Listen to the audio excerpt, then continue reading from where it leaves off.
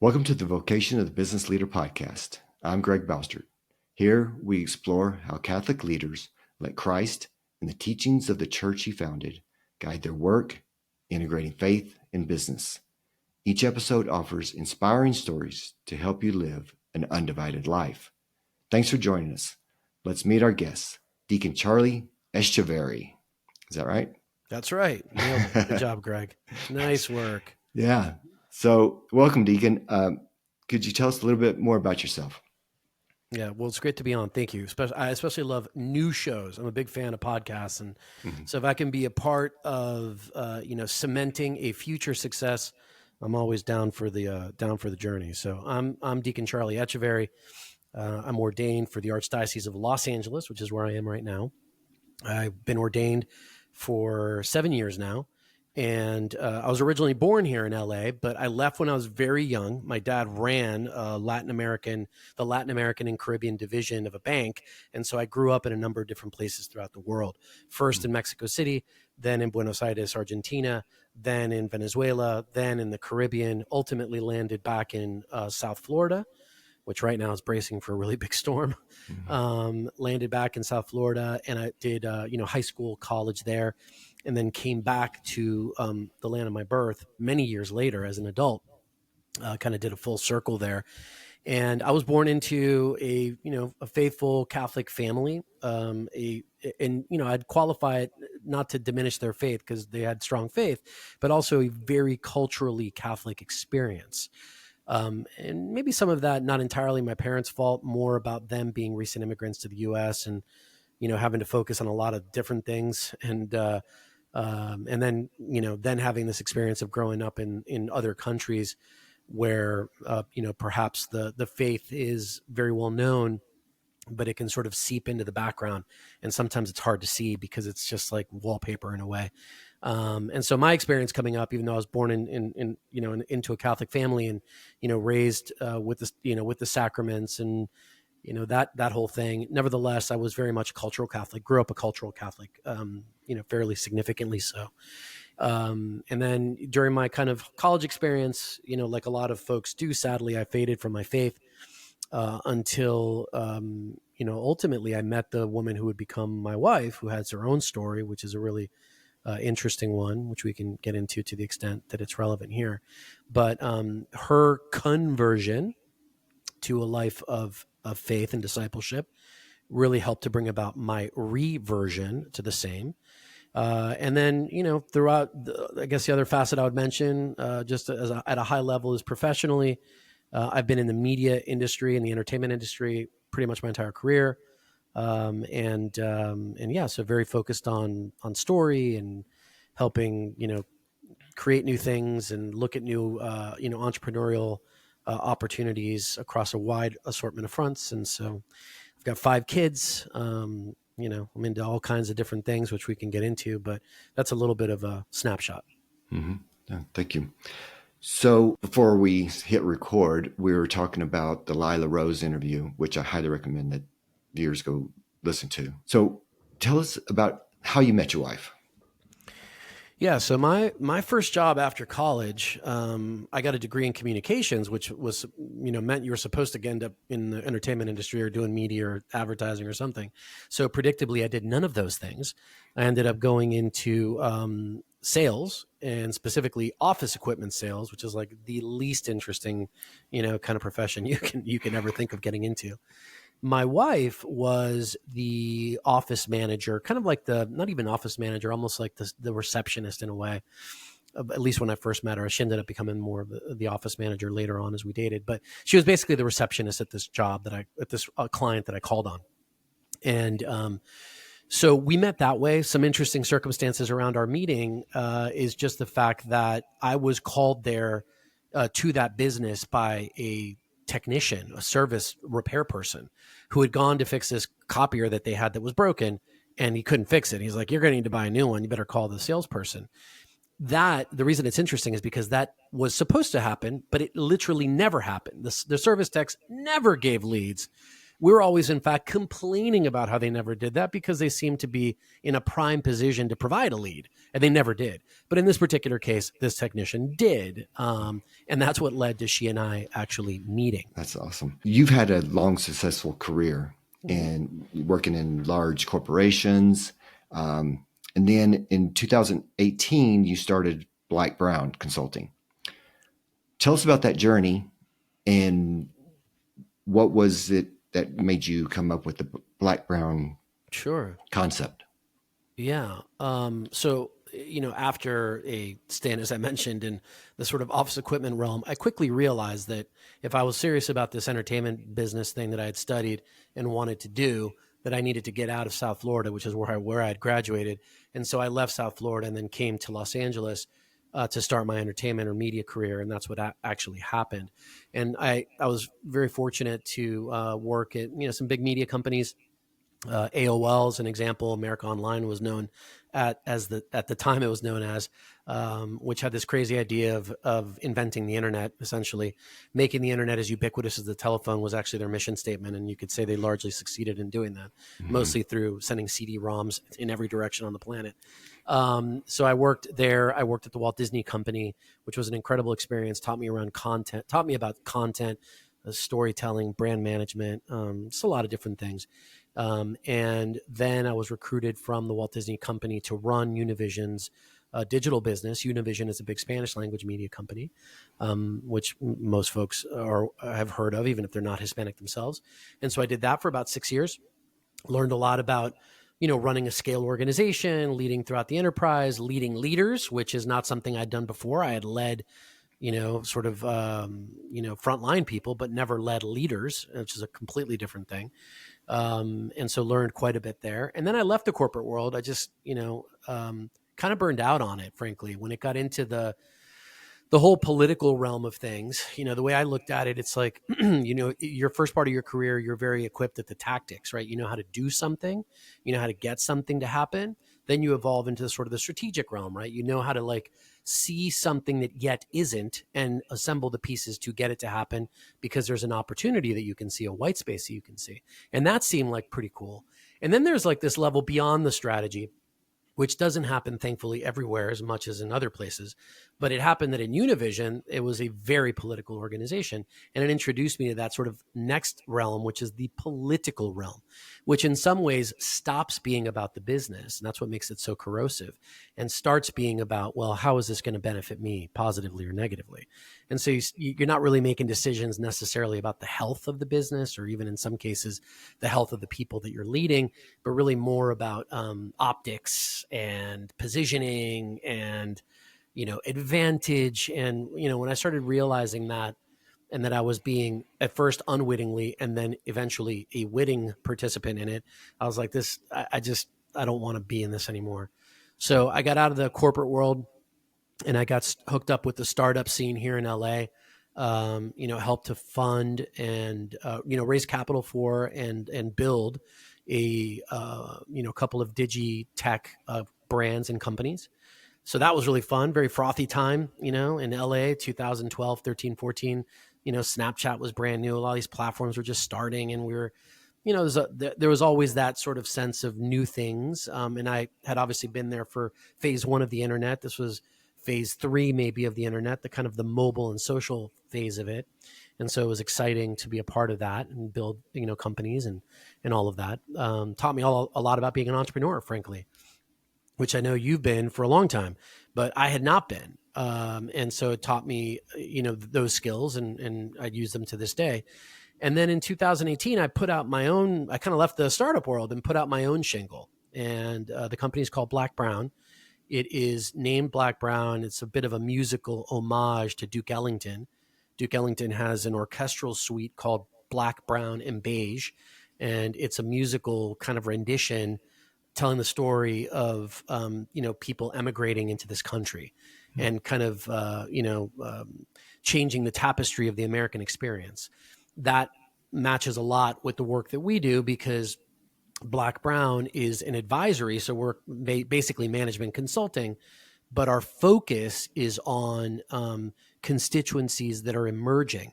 So think of like the Latino community or urban communities, that are very, very important in terms of setting the tone for the culture, but oftentimes not thought about immediately. So that's sort of the work that we do. And we're a little bit of a snapshot of the career. So Black Brown has been around about 6 years. So what changes have you seen through those years, and what challenges and opportunities do you see for the future?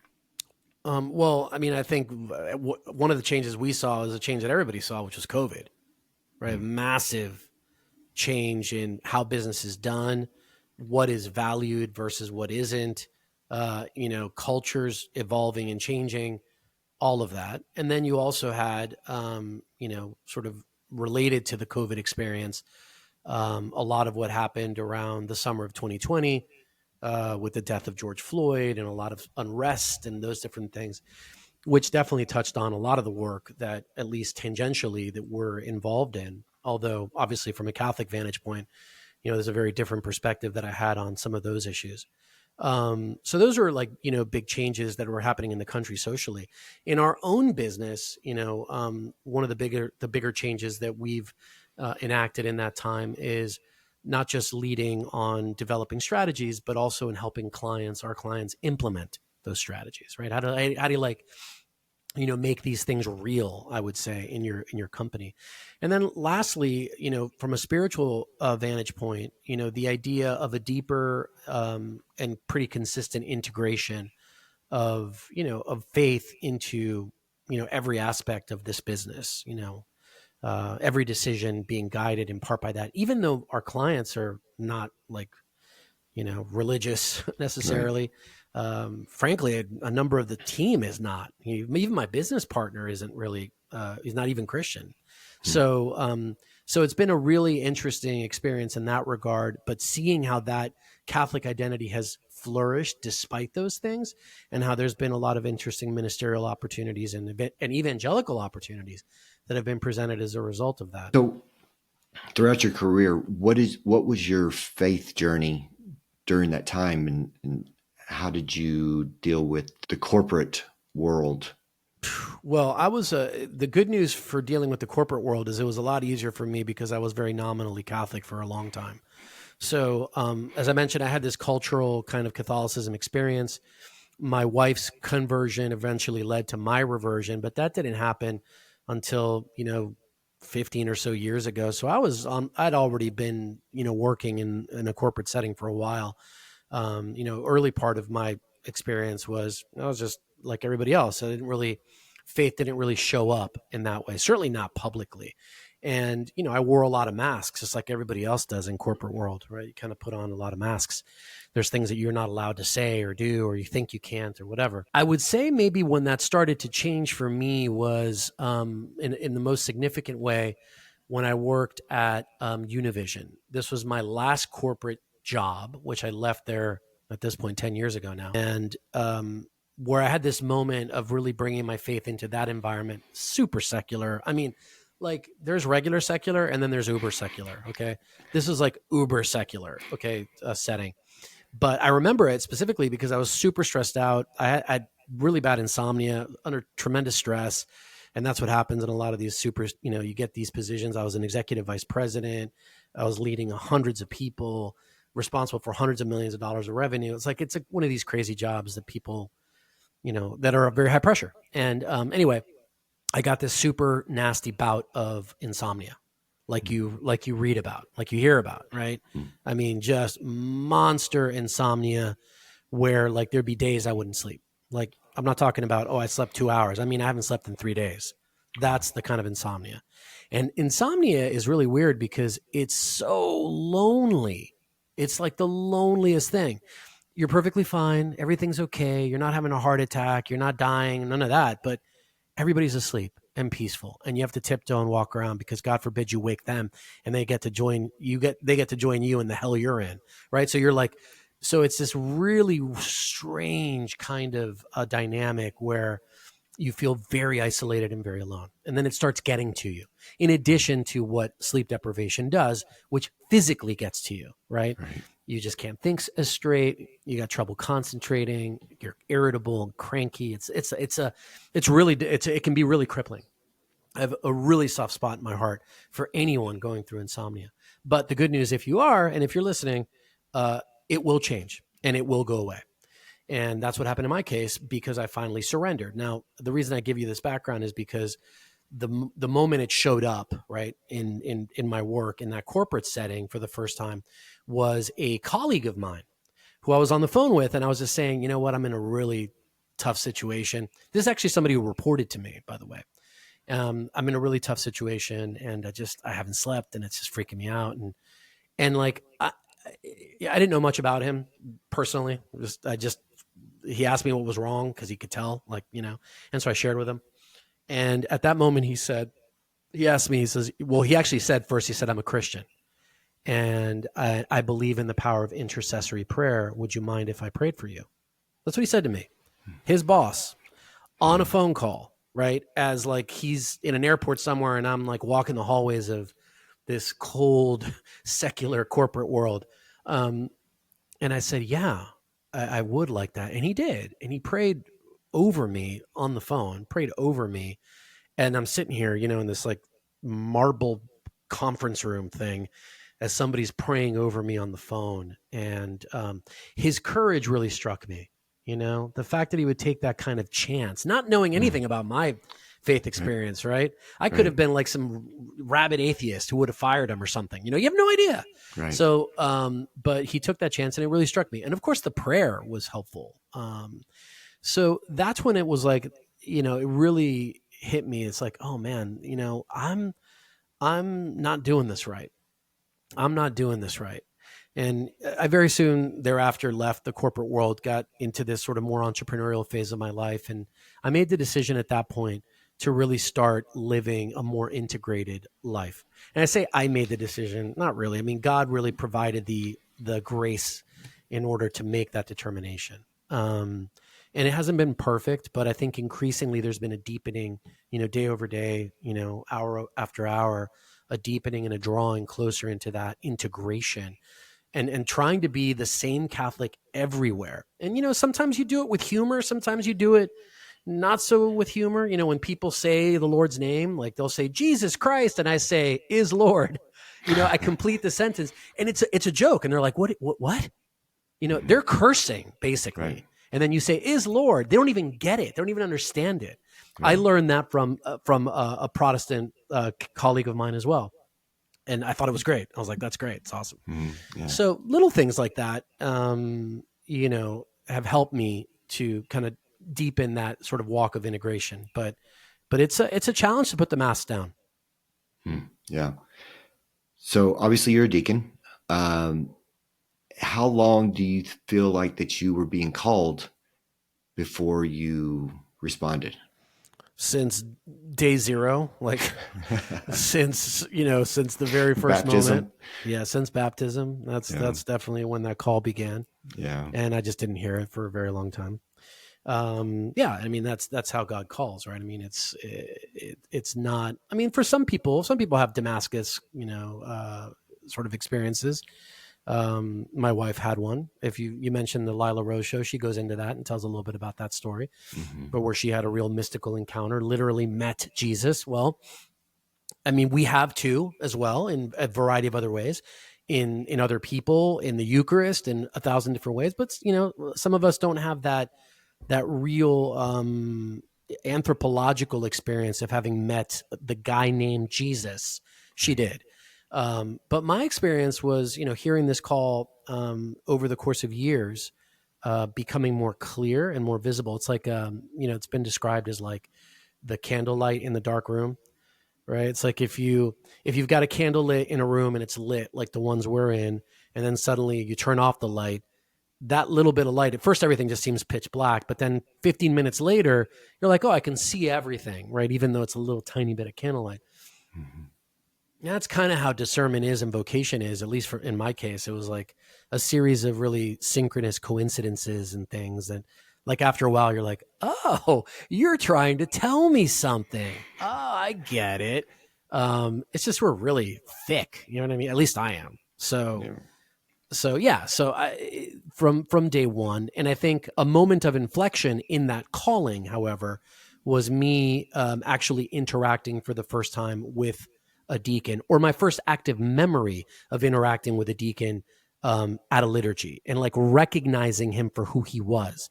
And I'm sure I'd seen others in my life at Mass, but I never distinguished, paid attention. It's amazing the level of blindness, that we go at least I went through a lot of my life spiritually, blindness. And that, God is so merciful and he just lets you stumble through all this stuff. But meeting and seeing a deacon in action and kind of that really intellectually started to make some things turn for me.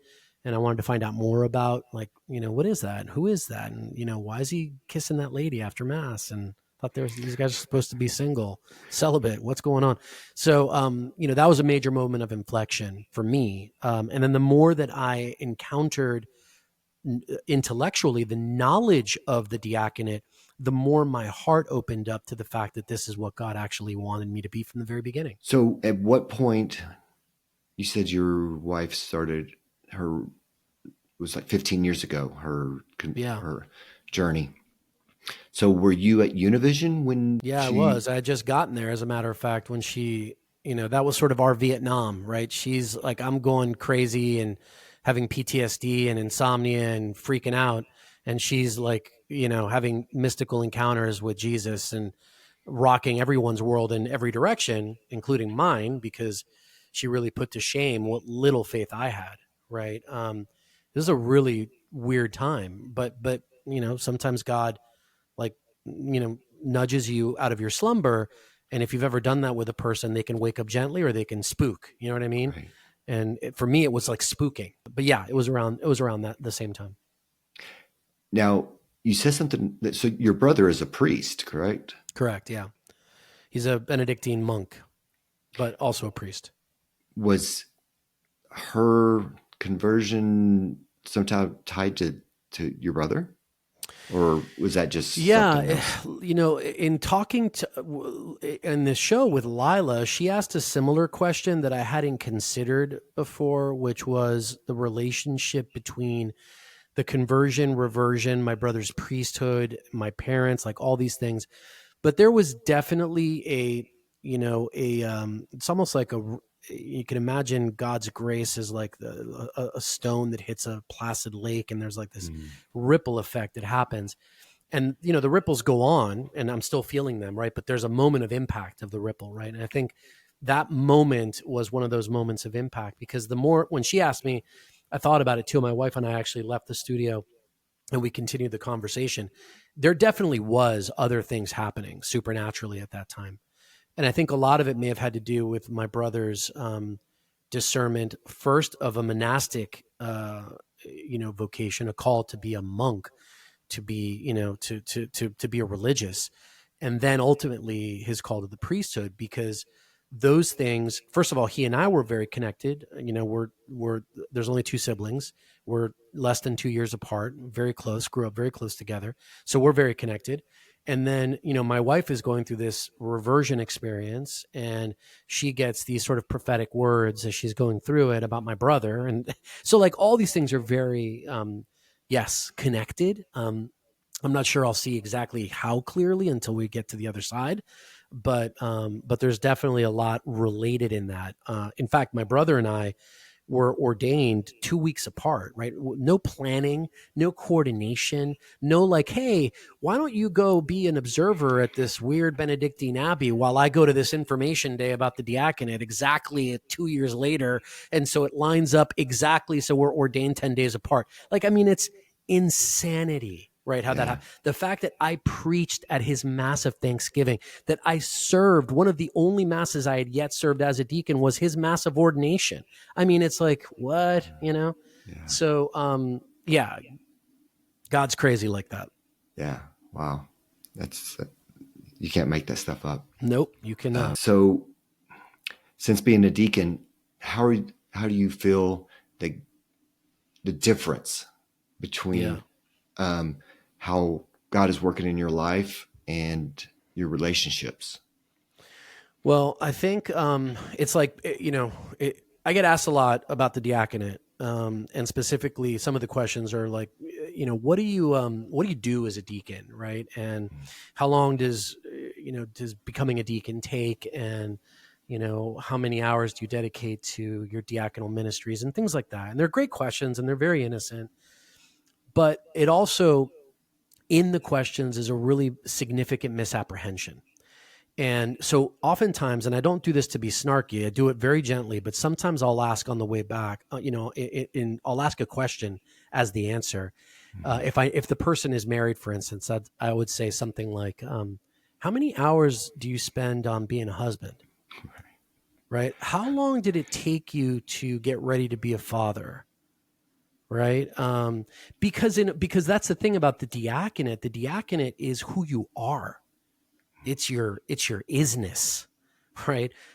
So in a way, how much does it take? It takes 24 hours a day, 7 days a week, 365 days a year, because that's how long I am who I am, right?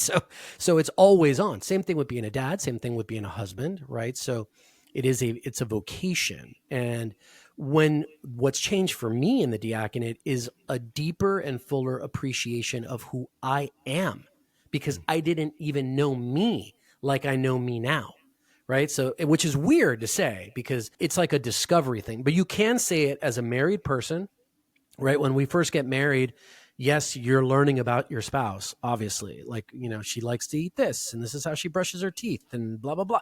Great. But you also learn more about you, right? These are the things that I really love, that I enjoy, that I don't like. I mean, you learn more about yourself. So you could see it in that case. Diaconate's the same thing. You learn about yourself as you learn about your partner, which in that context is Jesus, right? So it's a deepening, is what I would say, of an understanding of who you are, like, personally. So, let's see. I heard about, I really like your Living the Call podcast. Thank you. Appreciate that. Yeah. So what do you think the key is to a successful podcast? Oh, wow. Well, I think there's a couple things that I think about that are important with anything that reaches out to people. And that is that you have a real clear understanding of what it is you're trying to do. Like, who are you trying to talk to? Starting with the audience is something people oftentimes don't do.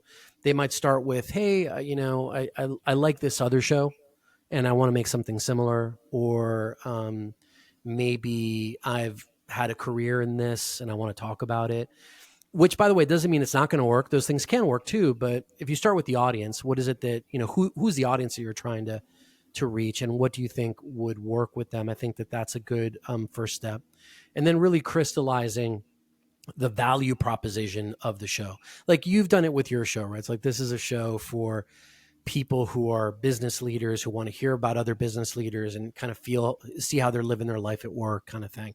That's great. That's exactly right. So like, it's what you're doing is you're building up a listener promise that is reliable every time, right? Because that's what people do, whether we know it or not. When you engage with a piece of content, whether it's visual or audio, it's because there's a promise that's been made and you're seeing if the promise is fulfilled by virtue of seeing it, right? A horror movie is supposed to be scary, right? A rom-com is supposed to be equal parts funny and romantic.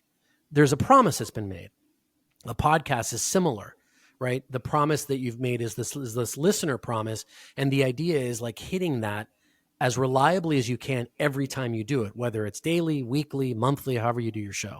So that's another part, is like asking yourself, what is my listener promise? Like, what am I really, trying to do?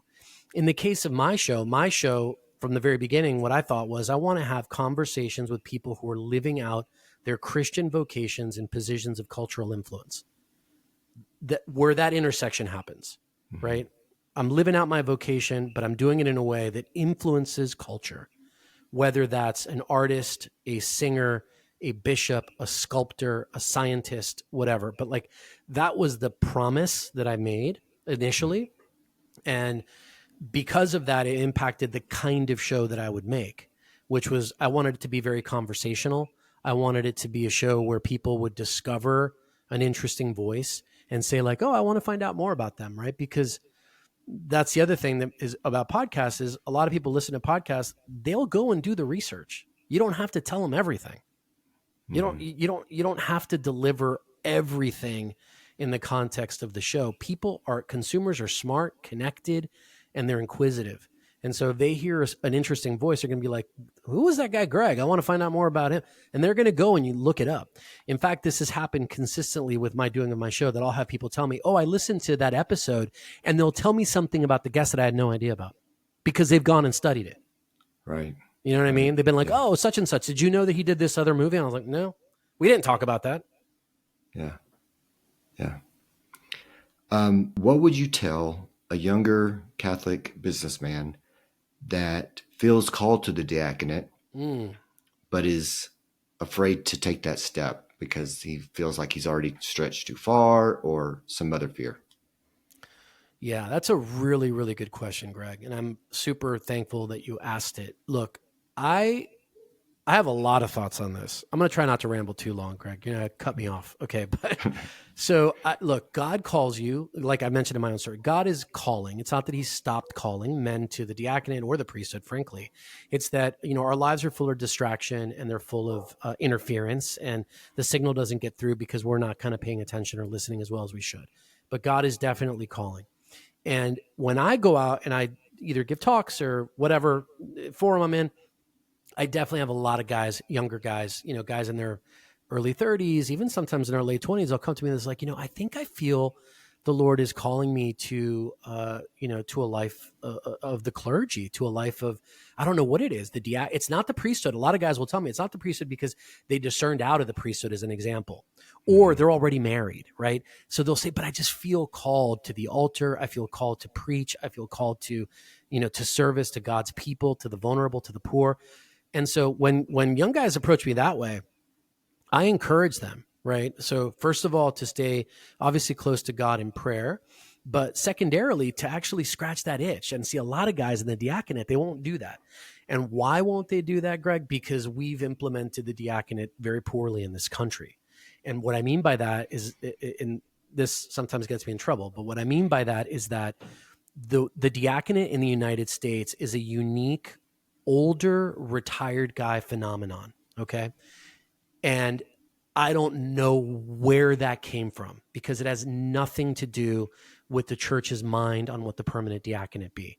Maturity, yes, which is why the church says universally that a man ordained to the permanent diaconate should be no younger than 35. That part's clear. You're not going to have 18-year-old permanent deacons. Got it. Okay.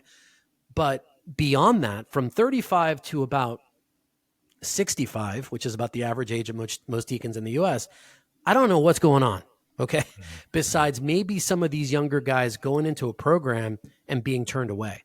And I do think, anecdotally at least, that is happening. The guys will come in and say, I think I'm interested in this. Let me go to an information day. And somebody will say, you got young kids? Wait till they're out of college and you're retired and then come do that.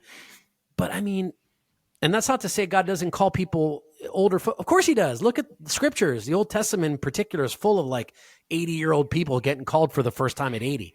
Totally get it. Okay. However, we have to trust the wisdom of the church, and the wisdom of the church says that the permanent diaconate begins no earlier than 35.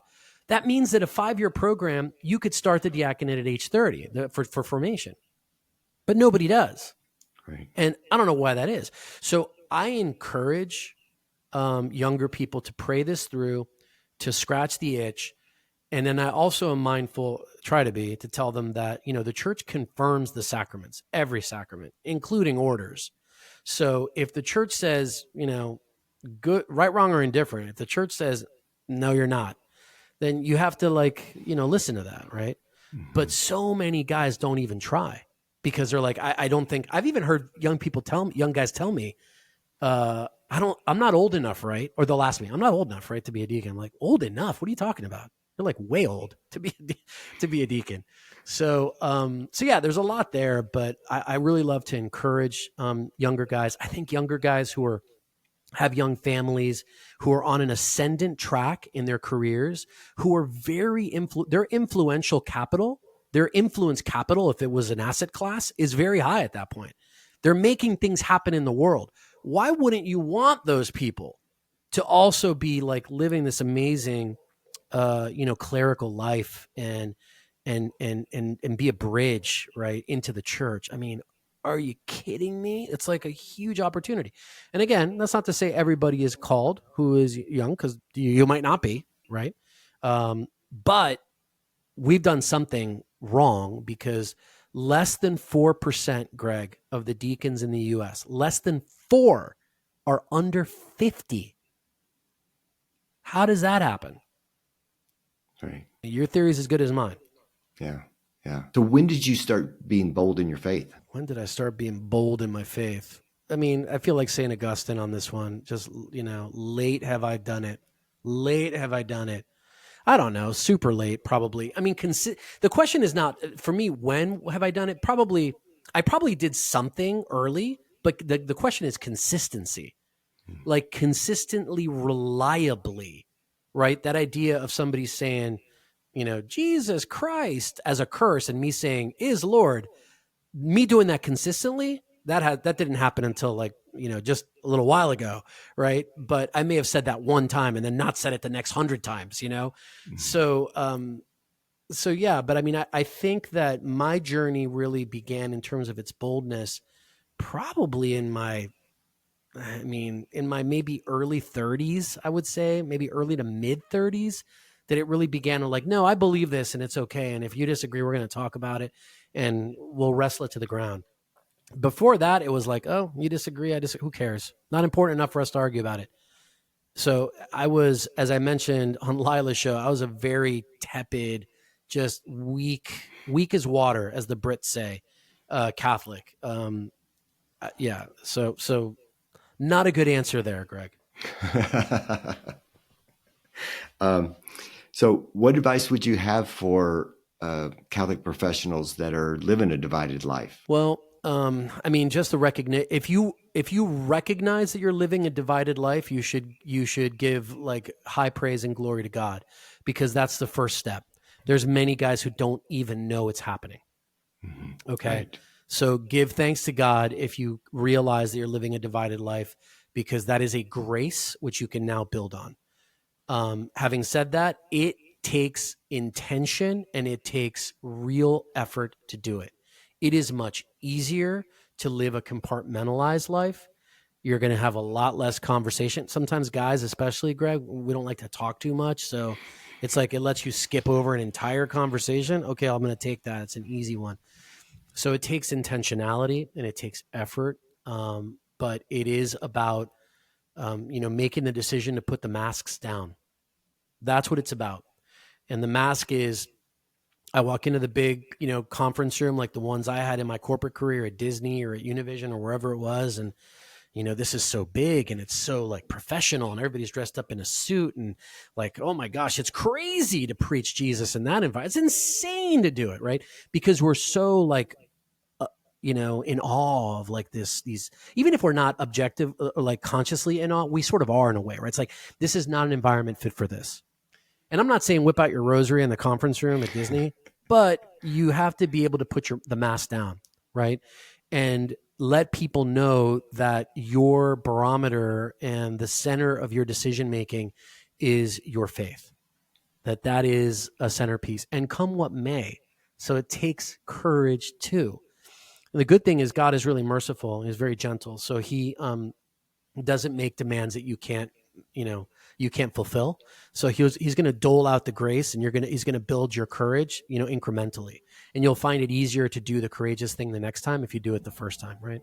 So it is that, it is putting the mask down and just saying, I am going to be this person everywhere that I go.